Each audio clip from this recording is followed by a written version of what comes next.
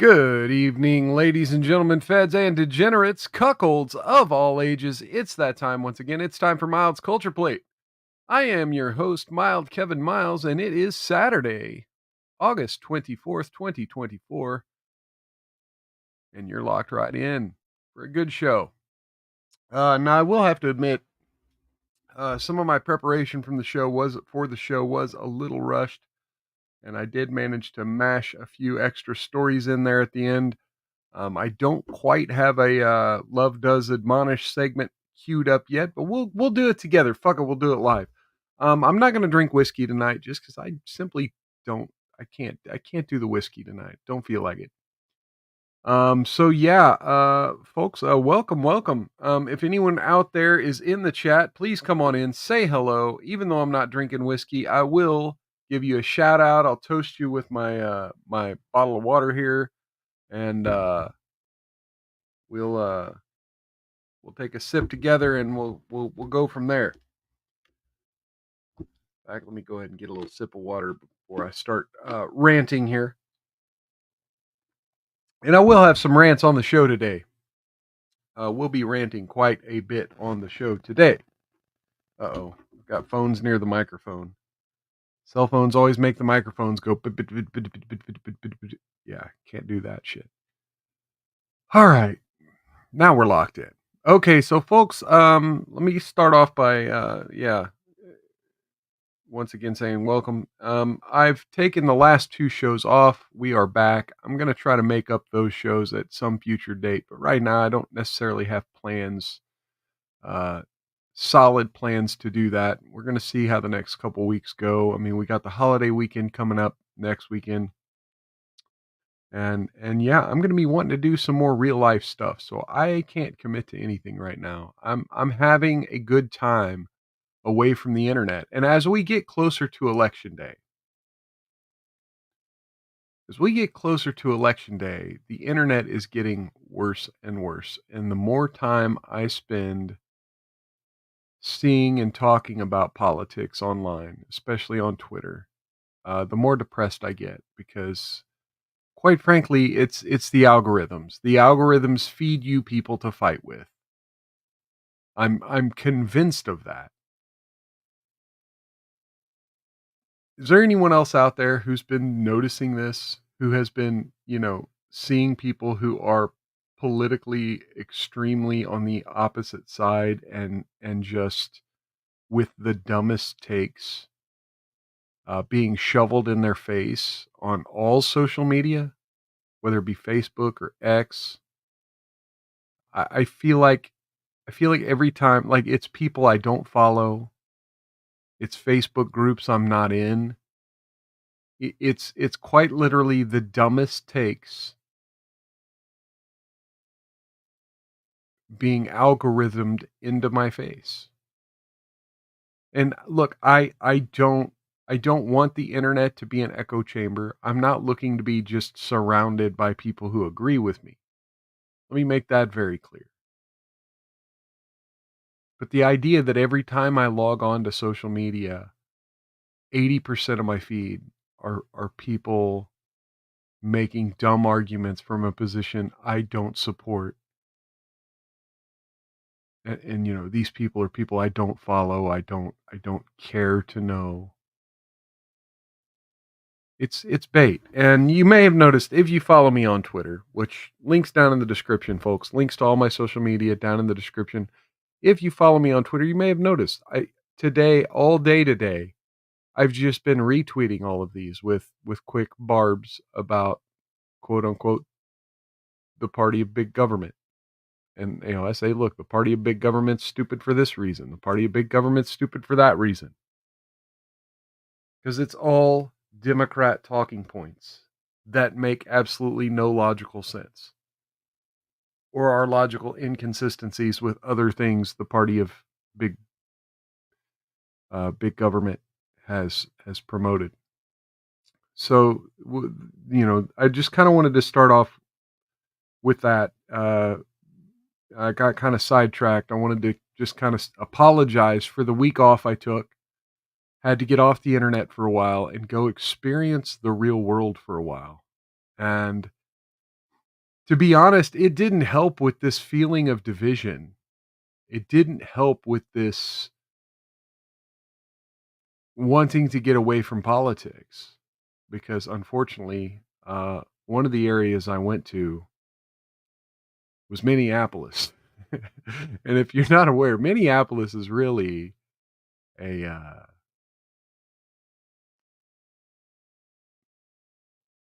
it's hard to describe. It's very hard to describe. I didn't actually go to Minneapolis. I went to the Minneapolis area, and I did visit the Mall of America. While I was at the Mall of America, I saw a white lady about my age with 3 very young girls, like 5, 7, and 8,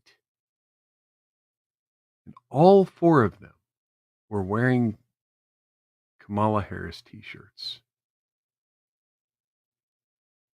What do little girls 5, 7, and 8 years of age know a damn thing about presidential politics other than the person on TV has a vagina and smiles and laughs, and I like that.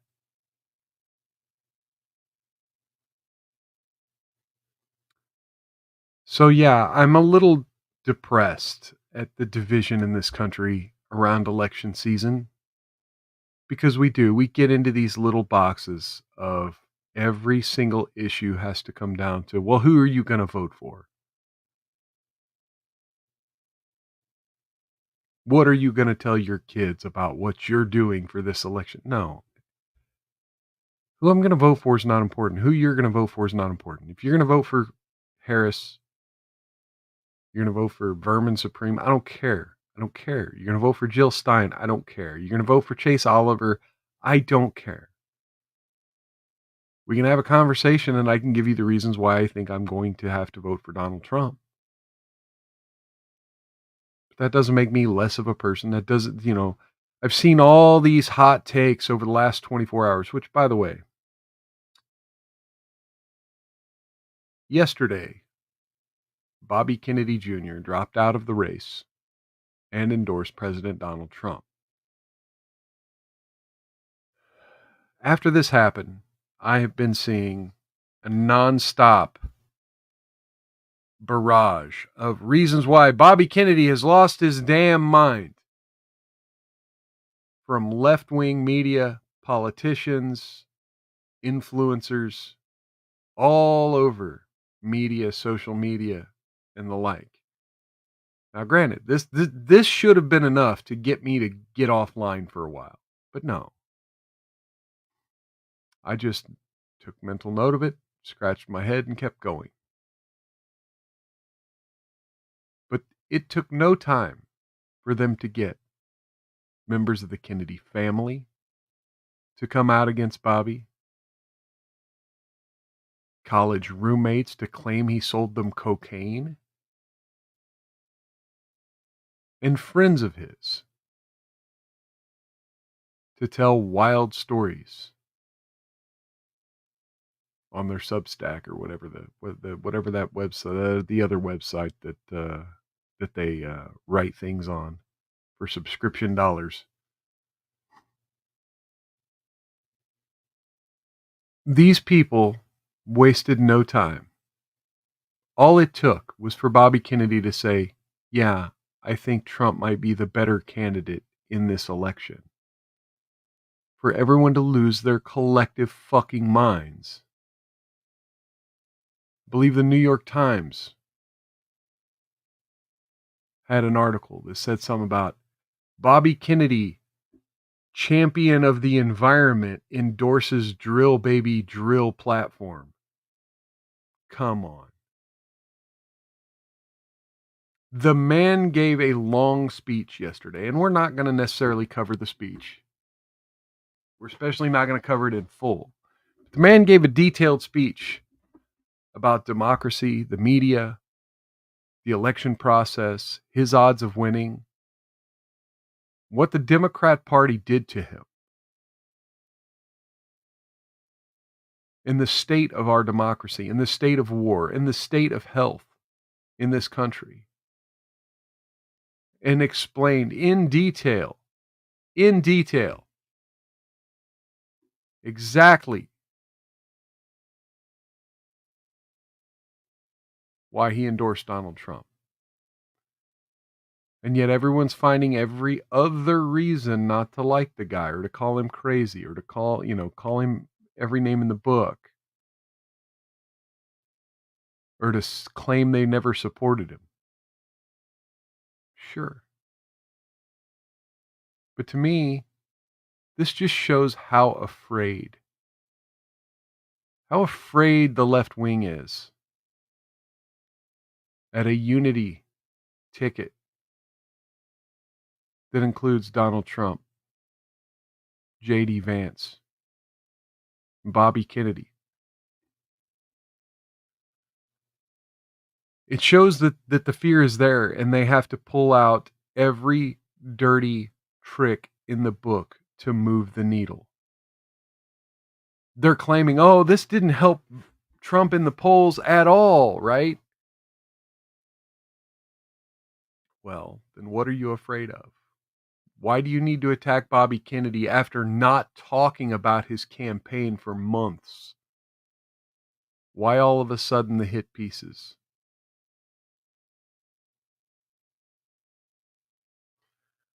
And let me be perfectly clear. That's not the only media narrative that's going crazy right now. I briefly mentioned this whole word joy and the way they're promoting the word joy. This is worse than the the Obama hope thing. Because at least that was somewhat understandable. After all of the years of George W. Bush and the wars and the economic hardships we faced, the idea that Obama was going to become president and actually change things was a narrative that was almost understandable. But the idea that Kamala Harris, who has been sitting next to the President of the United States, who has been able to introduce policy as leader of the Senate or tiebreaker of the Senate, whatever you want to call it. She is a presiding member of the Senate. She could walk into the Senate chamber at any time and work with Democrats there to help introduce policy. The idea that there's anything joyous. See, Obama was about hope and change and about a different direction. But I don't get this joy thing. And to me, it's a simplistic narrative, so simplistic. And to see so much of America buying it, this idea that, yes, we're a nation who has continuously faced hardship over the last few years. We've went from COVID to economic depression to riots in the streets to the immigration problems. And we all want someone to just come on TV and promise to take it all away. But that's like, a lot of us have had loved ones that have passed on. That's like someone walking up to you and saying, hey, yeah, I could bring your dead loved one back. We all want to hear it, but it'd be dumb to believe. It'd be dumb to believe that someone could just wave a magic wand and make it happen. And this idea that we need to be joyous right now when our nation is being looted, when our future is being decided by people who don't have our best interests at heart, and then it's being sold to us with butterfly stickers rainbows and sunshine right up our ass.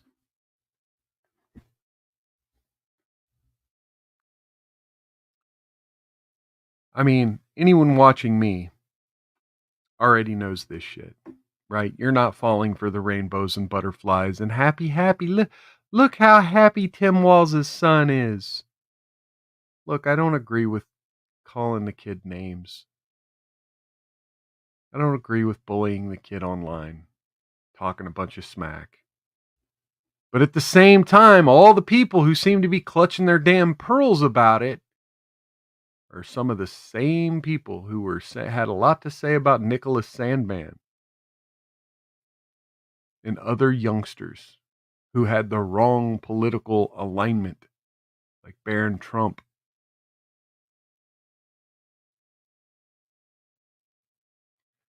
And I'm trying real hard not to play this game of whataboutism. But with tweet after tweet, these far leftists all over the internet prove the rules for thee, not for me mentality. The quote unquote no bad tactics, only bad target, or no bad tactics, just bad targets. The ends justify the means. All of these rules of war, of the info war, so to speak, that the haters have come full force for the Trump campaign right now. But you know what? Like I said, it proves that they're scared. And here's your white pill. Here's your white pill. Here's how I can still do this show after being so damn depressed. It's August 24th. The election is 2 months and 2 weeks away.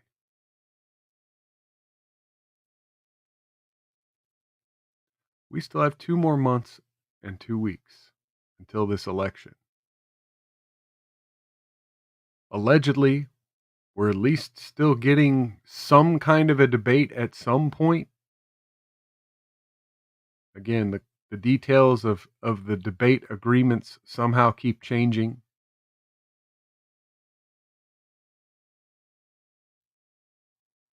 But allegedly, we're going to get a debate sometime. Kamala Harris doesn't elaborate her policies. And when she does, she faces critique from the media. You know, not the shill media at MSNBC and places like that. No. And not the far leftists on Twitter. But she has gotten quite a bit of flack for her quote unquote price control plan.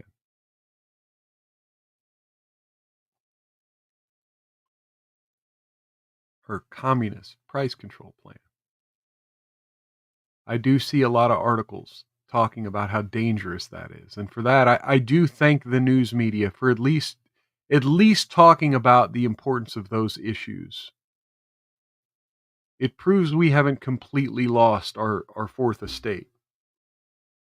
But again, the fact that I'm here talking to you right now in the media, I'm able to do my opinion piece to counteract these narratives, proves that we haven't completely lost the fourth estate yet. Thank you, Rumble. So here we are. We're 20 minutes into the show, and I haven't gotten into a single news story. And like I said, I do plan on still doing the Love Does Admonish. So let's get into some of the news. I want to talk a little bit about a few of these things because we've got big news. You know, not only everything that I've already mentioned with the Democratic National Convention, and now Bobby Kennedy dropping out of the race and endorsing Donald Trump, and all the circus around those few things. We've had some really big news over the last couple days, and I want to share some of those news stories with you now. We have a Kentucky judge dismissing the core charges against 2 former police officers connected to Breonna Taylor's death. The judge said that Taylor's death was triggered by the actions of her boyfriend who opened fire when police arrived. Imagine that. What we all knew, but yet the media wasn't focusing on those details. Judge Charles Simpson of Western District, Kentucky Court on Thursday said Taylor's death was triggered by the actions of her boyfriend, who opened fire when police arrived. Regardless of whether Louisville Police Detective Joshua Janes and former Sergeant Kyle Meany wrote and approved a falsified request for a warrant, it was boyfriend Kenneth Walker's gunfire at what he believed were intruders that caused a deadly police response. Taylor was killed by the gunfire, the return fire from the officers. The case was already being upheld by civil rights activists as an example of police allegedly disregarding the life and rights of a black woman. When George Floyd, a black man, was murdered in Minneapolis 2 months later, which gave Taylor's death renewed attention, a federal grand jury in 2022 returned indictments against Janes and Meany, charging them with depriving Taylor of her constitutional right to be free of unreasonable searches and seizures resulting in death. The mechanism cited in the case was Jane's draft of an allegedly false search warrant application, which Meany approved, that stated there was sufficient evidence tying Taylor's residence to illicit drugs. Janes also was charged with conspiracy to cover up the search warrant's lack of a foundation by allegedly creating a supporting document after the fact and lying to investigators, and Meany was charged with lying to federal investigators. At the time the charges were announced, Attorney Merrick Garland said the charges reflected the main reason the Justice Department exists: to protect civil rights. Those violations resulted in Miss Taylor's death, he said in a statement. Breonna Taylor should be alive today. In his ruling Thursday, Simpson cited a timeline that relies on what happened at Taylor's residence after the ink on the warrant dried. Janes and Meany weren't at the raid, and her death was more directly tied to Walker's decision to open fire, the judge wrote. The court finds that the warrantless entry was not the actual cause of Taylor's death, he wrote in his decision. The court also concludes that the death results charge requires proof of proximate cause, and that allegations in this case show that the warrantless entry was not the proximate cause of Taylor's death, and even if it were, Walker's decision to open fire is the legal cause of her death, it being a superseding cause. So again, folks, it doesn't pay to escalate. It doesn't pay to escalate. If you escalate, they retaliate and get away with it. It's quite that simple. Hey, we got some viewers out there. Oh, come on in, say hello, folks. Cheers.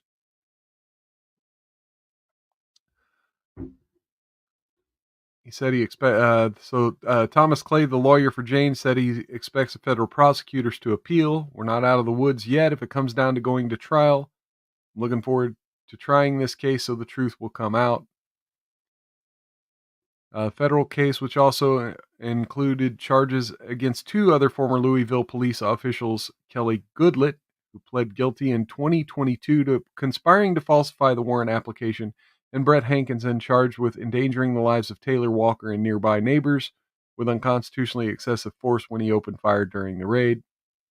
Hankinson's 2023 prosecution ended in a mistrial when a jury deadlocked on the counts against him. Federal prosecutors said they plan to retry him in October. Okay, so there you have it. Breonna Taylor's death, at least as of right now, until further appeals happen, were not the fault of the police officers for obtaining a false search warrant. And let me just take this moment. To bring that down. Got Shut Up I Can Cook in the chat. Cheers and welcome, Cookie. Good seeing you. And asks me to put a clickable link in Nick's chat. The clickable link was there. It's just to my Rumble because YouTube censors me, so I censor YouTube. Fun times. But speaking of Nick Rekieta, I think this last news story we just covered is very relevant to the news about Nick Rekieta from the last week.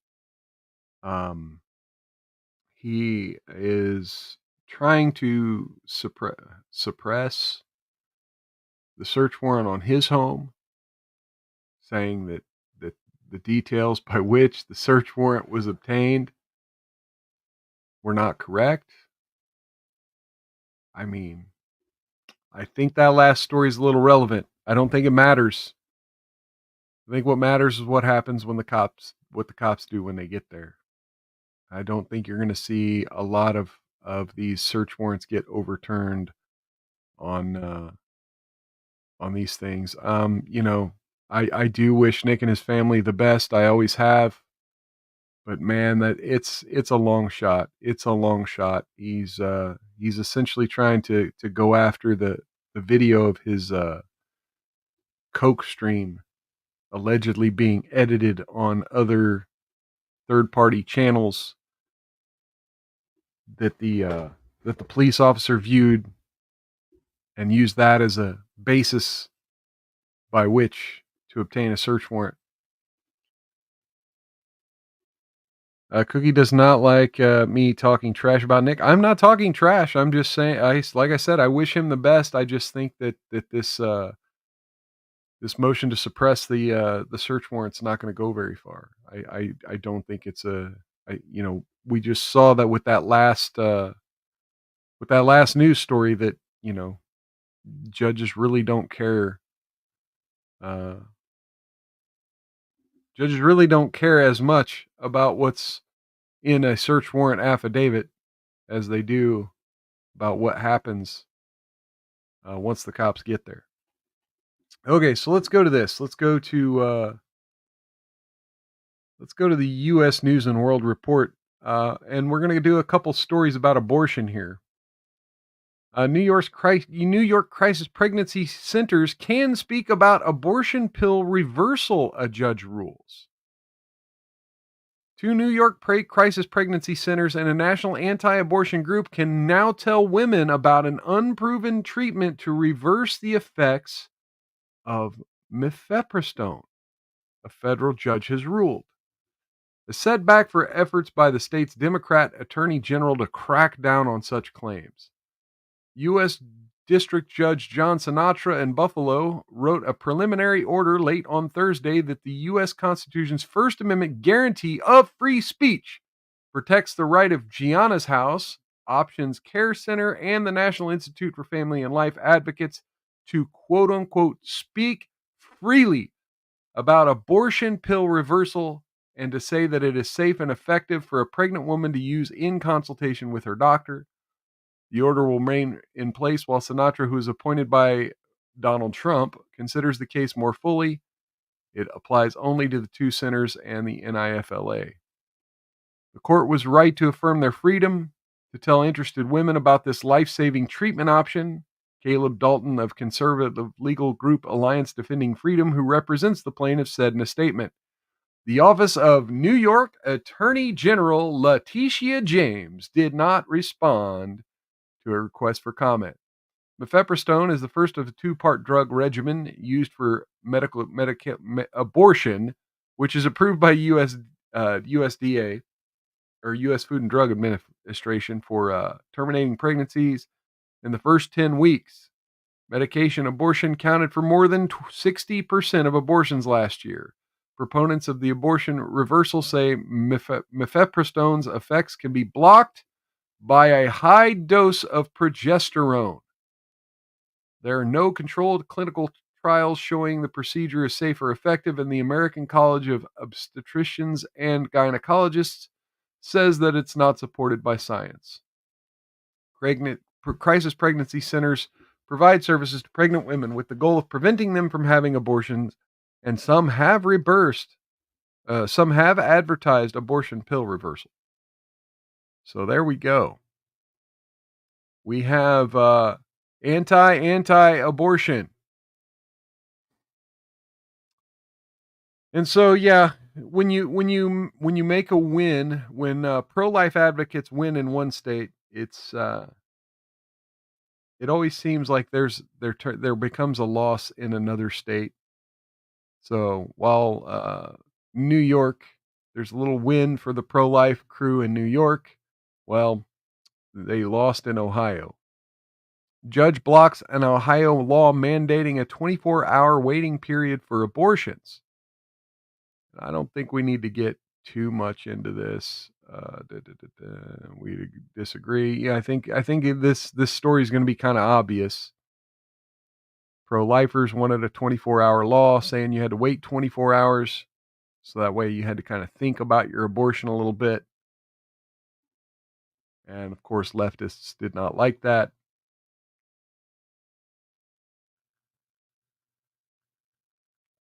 So they got a Ohio judge to, yeah, invalidate those laws.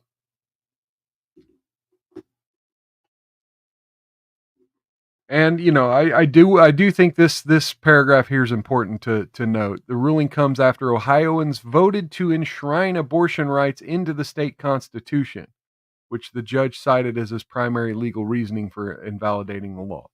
Yeah, look, I mean, as someone who's pro-life, Cookie's going to kick my butt. Yep, yep, yep. As someone who's pro-life, let me just say, yeah, I don't like this decision, but hey, if it's in their constitution, if the people voted for it, this is what we wanted. We wanted it to return to the states. I would rather have it held by the states and have unfortunate deaths on our hands in states like Ohio than to have the federal government controlling it all one way or another. All right, folks, let's get into some immigration and war type stories, some international conflict type stories uh, on the international type front here. Let's do this right there. Okay. In Germany, a knife attack has several people killed at a diversity festival. Cookie's asking what state I'm in. I am in Kansas. Demon's Wrath says it is what it is. Good seeing you in the chat, Demon's Wrath. Cheers. Not doing the whiskey today. Also, what is up? Well, I had a much needed vacation. I tried to use it to get away from the internet and went to a place that was pretty much the internet in real life. And so I got more depressed, but I'm going to be trying to take more time away from the internet, more time, living life. And I've actually been doing pretty good, doing pretty damn good in the meantime. Okay, so yes, a knife attack at a festival killed and wounded several people in the German city of Solingen. Authorities are still searching for the suspect. And I guess they still have not found him.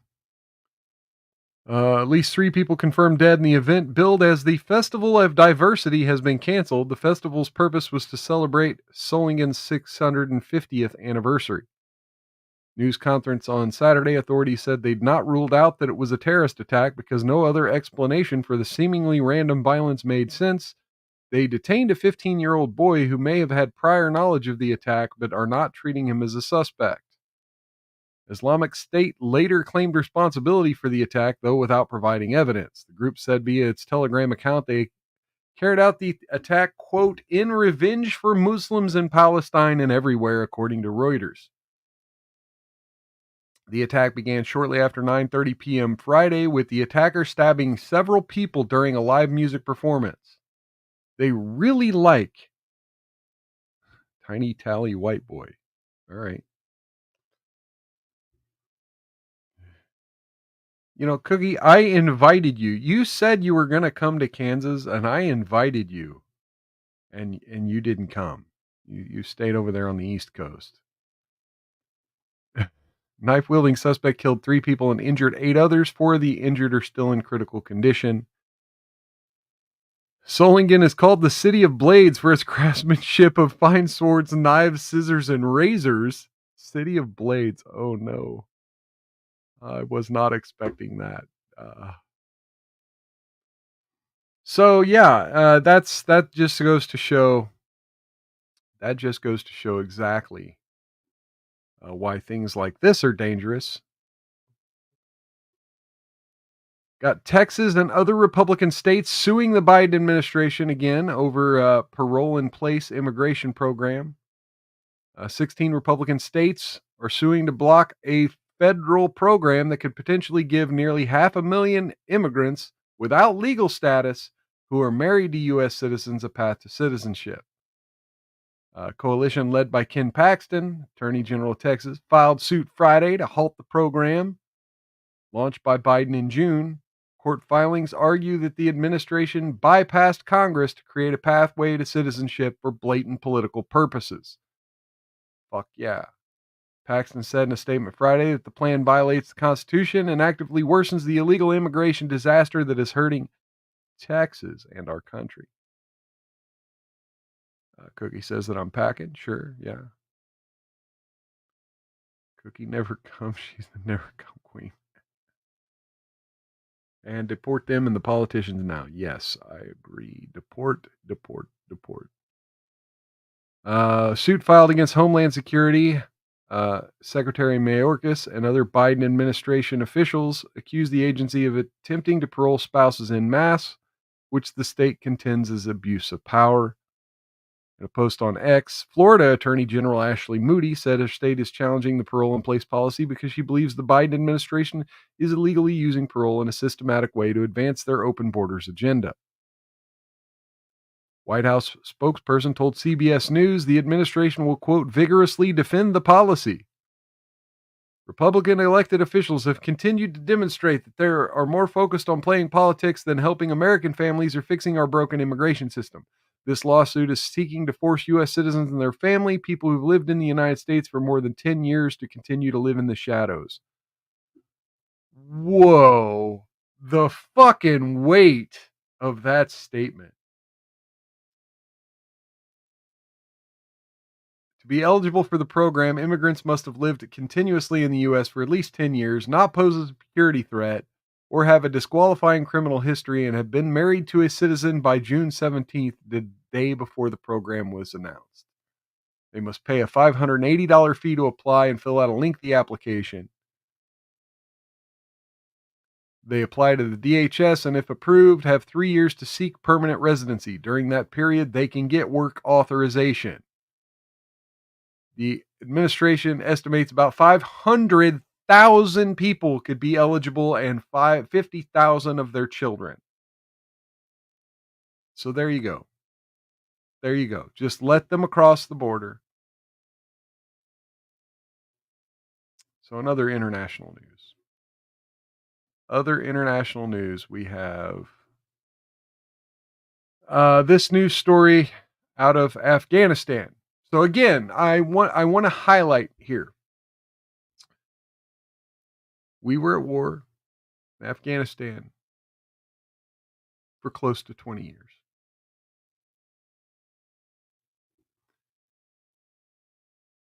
And what did we get? We put the Taliban back in charge. Are now banned from showing their faces or speaking out loud. Afghan women are now banned from showing their faces or speaking out loud in public, and they can't even look at a man they're not related to. It's part of a new law passed by the Taliban, the hardline Islamic group that has ruled Afghanistan since Western forces left in 2021. The rules say a woman must cover her body and face in public to avoid tempting others. They also ban women from singing or reading aloud in public and make it illegal for anyone to play music. Says a woman reading aloud in public. The Taliban government says the law will help promote virtue and eliminate vice. Girls have also been banned from secondary schools since 2021, just 1 month after the Taliban took control. The Taliban said a few months later that it would lift the ban once it had secured principles of Islamic law and Afghan culture. But nearly 3 years on, girls still aren't back in the classroom. Is this the war on terror? Women are now Did we win the war on showing terror? Their faces. I thought I paused that. Sorry. I don't think we won the war on terror, folks. What did they do with their democracy?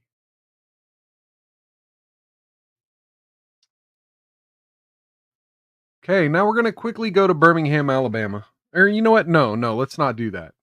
I'm not going to cover that. Let me just flash it on the screen real quick. We got another news story here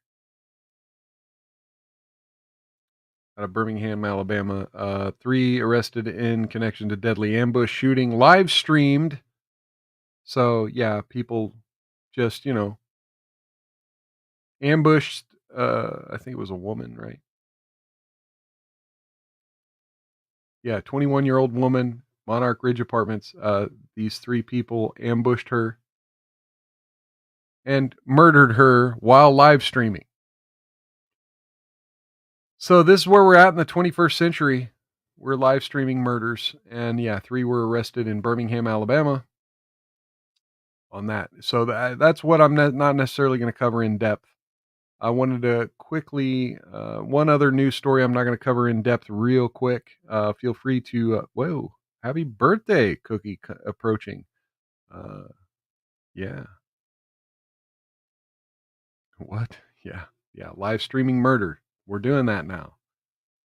Gotta get them TikTok clips. Another story I'd planned on covering, but I'm just gonna kinda briefly mention here. So feel free to look these stories up on your own. Uh, you bring this up here. New York Post. First off, look at this. Look at this. Look at this at the top here. Starliner astronauts stranded in space will not return home until 2025. Jesus. Anyway, so here we go. Here's the state of women in 2024. The Deadpool killer, named so because his name is literally Wade Wilson, the same name that the of the is the Deadpool character. A Deadpool killer who murdered 2 women, quote, "for the sake of killing," is being flooded with messages from lovesick fangirls. Yeah. Yeah. Oh my god. So she got in his car and went home with him from a bar, and he asked her for directions, and she got in his damn car. So 2 women who willfully got into his car, he just murdered for the hell of it. And now he's got women all over the internet flooding him with messages wanting to meet up with him. Yes, Cookie. White women are saying he's handsome. So that's the state of womanhood. Okay, now we're gonna get back into one last political story. One last political story here. This is from Rolling Stone, but I've seen it across several websites. People talking about the Foo Fighters. So during Trump's rally in Georgia yesterday, he introduced Bobby Kennedy Jr. And Bobby Kennedy Jr. came out to the stage to this song. Let me look it up real quick.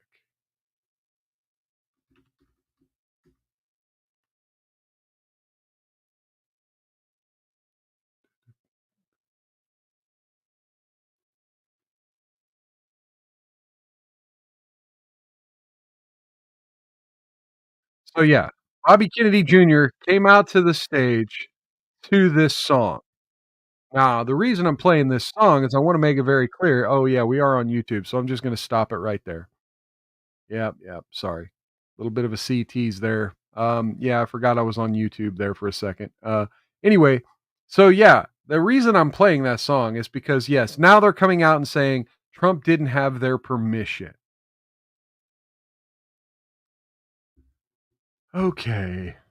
The band will take appropriate action as well as donate royalties from its usage to the Harris Walls campaign.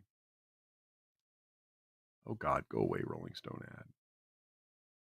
So yeah, it all happened in a response to a tweet.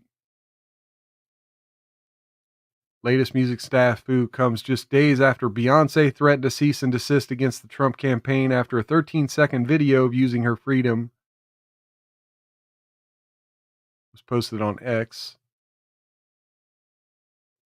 So yeah, musicians are denouncing the use of their music. Oh shit, Demon's Wrath said he didn't hear it at all. Huh, that's weird. Okay. Well, it's good to know that StreamYard, I brought it down but kept the audio on. I so yeah, it just doesn't work unless I have it brought up. Good. Good. Glad. Now I know I'm not going to get struck by YouTube. And so a lot of people have been talking about this story and how idiotic it is for anyone who doesn't know anything about the music industry. Let me just say, like, no, you literally sell the rights to your music to be used by anyone who's willing to pay for a license. As long as they were willing to pay for the license to the song, they have free use of it. They don't need your damn permission. You know, the question is, would the Foo Fighters go after like a Chili's or a gym or literally anyone else? No, this is Trump derangement, more Trump derangement, more of the insanity we've been seeing. Anyway, so among the conversations, I saw this video pop up. This is Dave Grohl 23 years ago. I think that the thing about music is that music should be available to anybody that wants to hear it. Oh, really? Oh, really? That there should be no such thing as a price tag on music. Oh, okay, maybe there's a price tag on the package that you buy. You know, you pay $13 for a CD, you get the artwork, you get the jewel box, you get the friggin' sticker, you get the whole nine, whatever. But well, why are you worried about permission? I don't fucking radio and have to put a nickel in it to hear Metallica. Okay, but do you need Metallica's permission? I'm a wildlife blind and bright, burning off and on. So this is from the Dilly like, Meme I don't want to have to. One of their memers. Hey, to hear music. Like, you know what? I understand where some people come from when they say Napster is taking money away from me. Napster is Here's the important part. Now wait. My lifestyle, or Napster is I don't have food in my refrigerator because Napster's got my song all over the internet. No one will buy my demo tape. But you know what? When it's someone that sold 50 million records and they got 50 million fucking dollars and they're bitching about pennies, fuck you, man. Okay, so fuck your permission, right? Because you're someone who's got $50 million, sold 50 million albums. Fuck your permission. All right, let me get a Love Don't Judge episode up here. Let's do this together here. Love Don't Judge. There you are. Okay. Videos. So folks, yeah, we're gonna take a journey together. For those who aren't familiar with the Love Don't Judge segment, oh, this ought to be good. Cookie will love this one. We'll do this one. Cookie will love this one because we were talking about immigration earlier. She got nice and fired up. So this is someone who might qualify for one of those Biden plans if it gets instituted here. Let's do this. Okay, so here we go. So yeah, those who aren't familiar with Love Don't Judge, here on this show, we have this segment called Love Does Admonish, where we go watch this YouTube channel called Love Don't Judge. And on this YouTube channel, they like to highlight people who have interesting and unique relationships and face haters online. And so we determine here whether or not they deserve a little bit of the hate. Not necessarily deserve, but whether they invite it, right? Do you invite the hate? Like, because to me, it doesn't matter. You love who you're going to love. But if you're going to then engage people, then you deserve, if you're going to interact with people and make that part of your identity, then maybe you deserve some of the hate you get. Anyway, so we're going to determine whether or not this lovely couple deserves any of the hate. And Love Don't Judge. I was in school when I met my Mexican husband online. This is Holly. She fell in love with Diego. I was in school when I met my Mexican husband online. Holly travelled across the world when she was only 16 years old to meet Diego. Oh, 16. I'm married with Holly. How old was he? The now married couple make videos online How about old was their he? story. but some followers have questioned whether their relationship is real. People can be quite xenophobic. Okay, so quite she's not from the racist. U.S., so My friends does not thought we were qualify just for trying Biden. to get to the UK. Oh, he's just married you, now he's in this country forever, he's going to leave you. Uh-oh. We met on TikTok back when it was still called Musical.ly, which was back in 2018. And I posted this video of me sliding around my kitchen floor effectively, and it went viral. And yeah, people from all over the world saw it and liked it, and that included you. I messaged Holly because I see a video about her, and I say, oh, all right, she's beautiful. And the first time, actually, it was your eyes, because they're really nice. They like what a green, the hell? like a tree. Thanks, I think. Speaking to Diego, obviously he's So far, from I'm not Mexico, seeing a whole lot and the wrong. type of Spanish I spoke was more tailored to Spain. So talking to him, he taught me how to speak proper Mexican Spanish. Bueno, pues ayuda a Holly con su español. Es lo que tenemos. No lo podía haber hecho sin él. Lo sé, realmente lo sé. We was talking when Wait, I was wait, 16. Okay, so here's where you're hitting the political third rail for me. You're in the UK, but you're learning how to speak Spanish instead of him learning how to speak the Queen's English.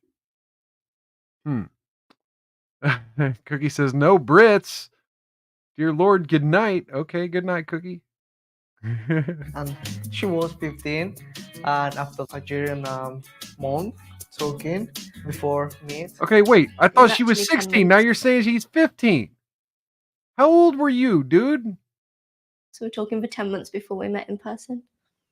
But it's okay. We made the decision to get married pretty soon after we met for the first time, purely because in my family, a lot of people have got married. I've not even really been to many weddings, so I really wanted that big day for us. So when we got married, I was 19. Oh, no. And I was 20. The wedding, it was beautiful. It was the best day of my life. Actually, holding her dress. You're going to get me put on a list, princess, but I'll do it. I hate this part. I need to learn to dance. You do know the dance. There's a big range of hate that we get. It ranges from people talking about my appearance and saying that Diego's too good for me, and then it's the other end of the spectrum, people saying that Diego shouldn't be allowed in this country, that he's just here to scrounge off the government or for a visa, none of which is true, but people are so ill-informed. They say something about, oh, you come from a truck or something like that. Or a boat. It's good. Okay, we're gonna look into this real quick. We're gonna pause that. We're gonna look into this. Okay, in Mexico, blah blah blah blah blah. Federal law. Federal law is like 15, right? Age of consent's like 15. There's another crime that for consented sex with adolescents aged 15 to 18, which consent is obtained through deceit. Okay, but then you have local laws, right? 12. But there's still restrictions, right? Till 18. 14, 12, 14, 15, 12, 12, 13, 12. Jesus. Wow. So, yeah, I guess as long as you're not deceitful, that's gross, man.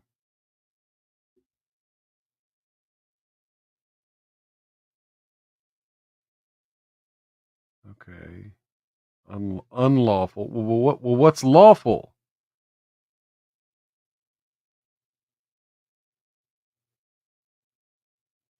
It is immaterial in the case for a charge for an offense under this section that the intercourse was had with the consent of the girl concerned.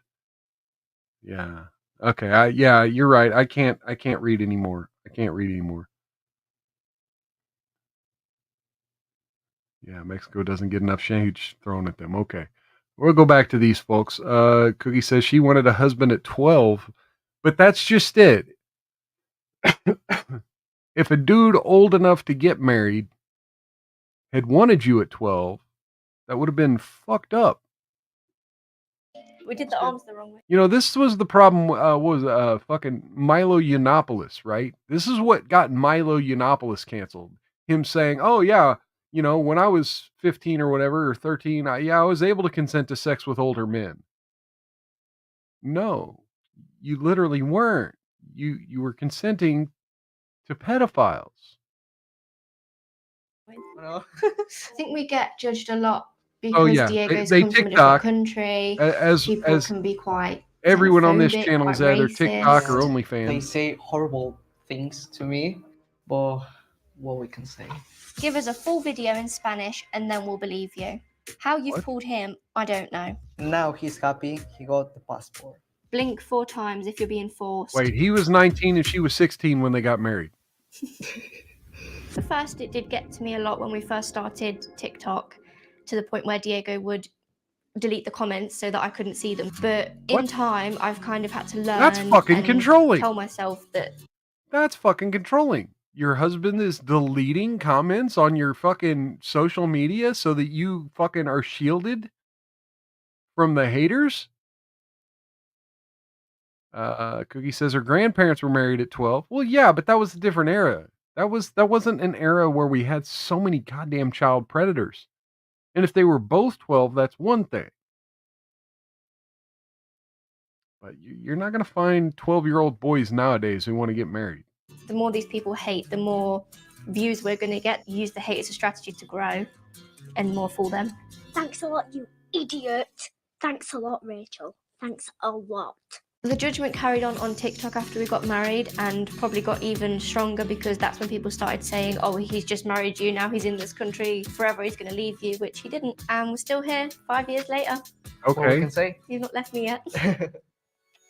We just trust each other and communicate, and if the hate or anything to do with TikTok is getting in the way of our relationship, then we talk about it. And we've always said that if it gets to the point where we're putting TikTok above our relationship, well, there you go. Then we will take a break. What a lot of the people said when we started our relationship was that I was going to get to Mexico and you weren't going to be real, or you were going to be somebody else, which you weren't. My friends mainly thought at first that you had different intentions or quite stereotypical things that, again, well, yeah, but call us in 30 years, right? The friends I had in school. Isn't that the thing? Like, call us in 30 years and let us know how things work out. Cookie says, older brother threatened to kill men that were interested in me. Yeah, well, yeah, older brothers can be like that. When I first met Diego, I had a lot of doubts, and the way that they conveyed those doubts to me was quite hurtful, and they were quite mean about Diego and his family. So I just hurtful and mean away, and it's not something that I've missed. I've never looked back. I've got some great friends now that love you as well. Friends, yeah. Everyone loves you. My dad's coming over today, and he's the one that took me to Mexico to meet Diego for the first time. My dad didn't have any worries about us going to Mexico. The common misconception is that he flew me out there. I want to make it clear that I paid. He knew from the beginning that we were going out there mainly for me to meet Diego, but he was also getting a holiday out of it, so everyone won. I get that it's kind of strange that a 15-year-old will go up to her parents and say, oh, I've met this guy in Mexico. I want to fly out from England to Mexico to meet him. So this story is fucking me up. Like, okay, so you were 15, but then the damn thing on the screen earlier said you weren't married until you were 19, but then you said it was the next summer. So I'm really confused at the fucking timeline here. Hey, we got Cool Frog over in the chat, giving me the green siren. Woo, woo, woo.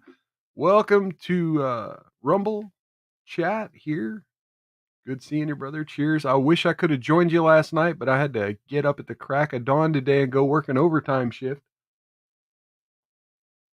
Help pay down my credit card after taking that trip to Minneapolis. Cookie's had enough of stupidity of women. Parents would be like, absolutely not. But my parents are really open-minded. They've always been really chill, and I was a little too open-minded. My parents. Gentlemen in the chat, would you fly your daughter to Mexico to meet a dude? 15-year-old. Would you fly a 15-year-old daughter to Mexico to meet a dude? For me, actually, my dad, he come with me. I told him, oh, Dad, I meet this girl at my school. So he said, oh, all right, I'm gonna come with you to meet her. And then once they approved of me, and they liked me. He told them the truth, and they weren't mad actually. Yeah. They actually said, "I see why you did it. We probably wouldn't have let you go and meet us. So well played." Some of us are, Cookie. Hello. Hi, come How you in. doing? Okay. Oh, here we go. Here's a visit What, from my old feet? dad. Thanks for coming. Nice to See, see you. usually they have someone critical Alright, of them mate. Nice to on the see you. show. No, they're having the dad who Morning flew we them to first met meet each Diego. other. I think it was a bit. I think you were obviously the most nervous. I think I was more nervous about meeting his By the mum way, and folks, dad. I got my stitches out Because you didn't speak the same Got a little language. Band-Aid obviously, over the- they didn't speak over the wound. hardly any English, so it was kind of like hi. A lot of hand Yeah, a movements. lot of hand gestures. And Cookie keeps saying bye. Obviously, we she were like, hates that, the British that was accent. more the weirdest moment, but after that, Yeah, this is kind of a boring fine. episode. I It apologize, guys. felt a lot better to have you there when I met Diego for the first time, just because there was lots of emotions leading up to that point. I think it'd have been better, obviously, that there was somebody there with you rather than Oh, they- attempting to. Well, do now it that all on yeah, your if own. she's gonna demand was to do it really anyway, nervous, yeah, actually, then you because, fly with well, her just I to just see him like make sure he's that tall, the cartels don't administer tattoos. penal Almost like, correctitude to her. I'm really scared, but it was really nice actually. Well, I come with my dad. Your dad was short with no tattoos. Yeah, yeah, yeah. And now on Christmas you drink whiskey together. Look at that. Yeah. Absolutely, yeah. You looked a lot younger back then. Yeah, you were really scrawny. Yeah. Holly's aged. Normalize drinking whiskey with your wife's Some dad. people thought that Holly was a bit young. I do Diego was a bit support that young, message. And some of their concerns was, there was an air of irresponsibility from our parental point of view. But at the end of the day, all we want is for you to be happy, and there shouldn't be any negativity, whether it be And safe. As a you're parent, English and this Diego's from all I Mexico. want is you to be Doesn't happy. matter. No, You and make each safe. other happy. And safe. That's And apart from when Holly makes you do the washing safety up. is more important than happiness. You know, I speak from look as a parent whose children, my own children, have alienated me from their lives because quote unquote I don't want them to be happy. I want them to be very happy. I just want them to be safe. I love you. Thank you. See you later, mate. Take care. We've been together for 5 years now. 5 years still going strong. We're thinking about having kids in a few years. We're all good. What I most love about Diego is how he makes me love the parts of myself that I don't want to love. Oh dear. He just accepts me for me. She's the best person in the world. I just love her personality and everything of her. Yeah, For this people is that this judge is a us, I just bullshit want them to see episode. that I'm we're a calling normal bullshit couple. on this. We're people. We have feelings. Just This Back must have off. been during Love Don't Judges. Like we're finding it hard to find content. Wait, what the fuck? I should have watched that one. You see this link up here? We'll watch that one next week. I'm gonna bookmark this shit. We'll watch that one next week. Ex-husband sleeping with my dad. We'll watch it next week. All right, I'm gonna go ahead and bring that down. Again, big thank you to Demon's Wrath, Cool Frog, and Shut Up I Can Cook. Always nice seeing y'all here, and everyone else who's been watching without coming in and saying hi. Cheers to all you folks. Again, not drinking the whiskey tonight. Don't really have a good reason not to, but didn't really have a good reason why I wanted to drink whiskey tonight. So it just didn't sound like something I wanted to do. All right, folks. If you can, down in the description or links to all my social media, please follow me there. Take a moment, click that thumbs up button down below the video as well. If you're new here, if you happen to be new here, please click that subscribe. Or if you're on Rumble, it's follow or something like that. Anyway, subscribe to the channel. Definitely, we want to do this twice a week, 6 p.m. Central, every Wednesday and Saturday. Same bat time, same bat channel. Join me right here. And if you're following me on that social media, like I said at the beginning of the show, the schedule may be a little rocky over the next couple of months. Of course, during the winter months, you got no problem keeping me attached to this computer. But while it's warm out, I want to get out and live life. And so the schedule may be a little rocky the next couple months, and you can keep updated by following me on all those social media channels. I'll give you updates when I'm streaming and when I'm not. You'll always know when you can watch Miles Culture Plate if you're following me on those social media channels. All right. So, yeah. See you next time, this upcoming Wednesday, 6 p.m. Central. Until then, take care of yourselves and each other. Outlast those haters, as the couple in that last Love Don't Judge did. They outlasted their haters, and they seem to be good, but I want to see them in 20 years. Doubt we will, but, go figure. All right, don't get any on you, and if you do, rub that shit in real good. I'll catch you next time on Miles Culture Plate. Have a wonderful weekend, everybody. Good night.